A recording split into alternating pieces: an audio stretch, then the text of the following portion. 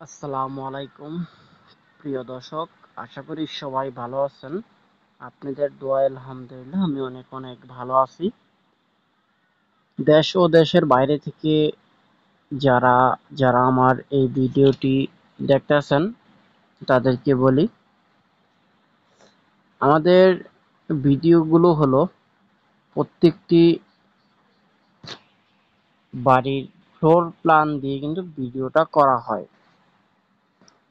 এর ভিতরে আমরা হিসাব করে দেখি এখানে কত টাকা খরচ হইতে পারে আর কি।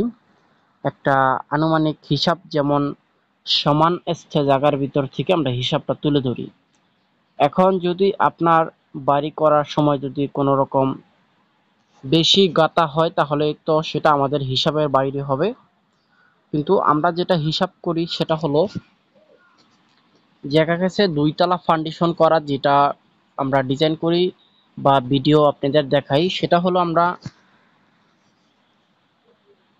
12 mm রড দিয়ে কলম, ভেজ, গ্রেড বিম এবং উপরে কনসাল বিমও আমরা কিন্তু সাজাই।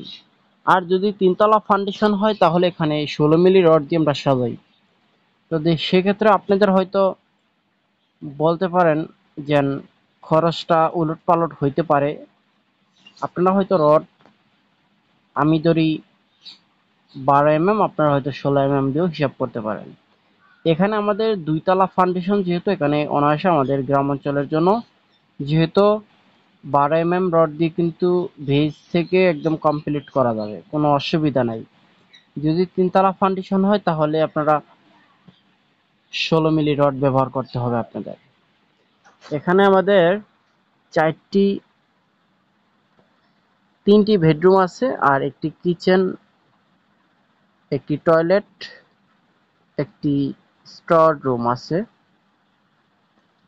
এখানে আমাদের একদম কমপ্লিট করতে, এখানে ফ্রন্ট সাইডের যে বেডরুম দুইটা আছে, এই বেডরুম দুটো আছে 10 ফিট বাই 10 ফিট করে, আর পিছনেরটি আছে 10 ফিট বাই 9 ফিট 9 ইঞ্চি করে, পিছনের দুইটা। তারপরে এখানে রান্নাঘর আছে 5 ফিট বাই 8 ফিট 4 ইঞ্চি। তারপরে